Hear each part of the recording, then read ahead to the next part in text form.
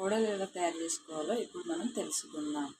1 cup మినుములు, ఒక cup బియ్యం నానబెట్టుకొని పిండి ఇలా వేసి పెట్టుకొని రెడీ చేసుకోవాలి. తర్వాత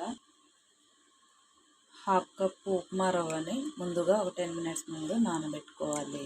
చేసుకునే ముందు 10 మినిట్స్ నానబెట్టుకున్న తర్వాత ఈ ఉప్మా రవ్వని ఇలా పిండేసి ఈ పిండిలో కలుపుకోవాలి.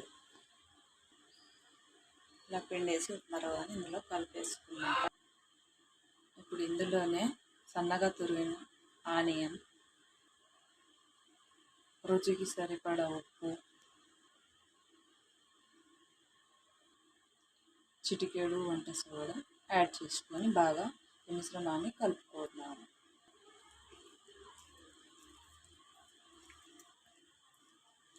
ఇలా రెడీ చేసుకున్న పిండితో ఇప్పుడు మనం వడలు తయారు చేసుకున్నాం. ఇప్పుడు ఆయిల్ హీట్ అయ్యాక వేసుకున్నాం.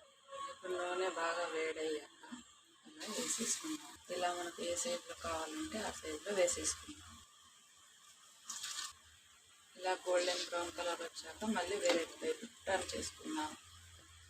ఓన్లీ మినప్పప్పుతో కాకుండా ఇలా ట్రై చేయండి, చాలా బాగుంటుంది, క్రిస్పీగా ఉంటుంది.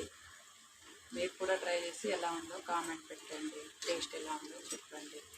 ఇలా అంతేనండి, సింపుల్గా రెడీ చేసుకోవచ్చు మనం.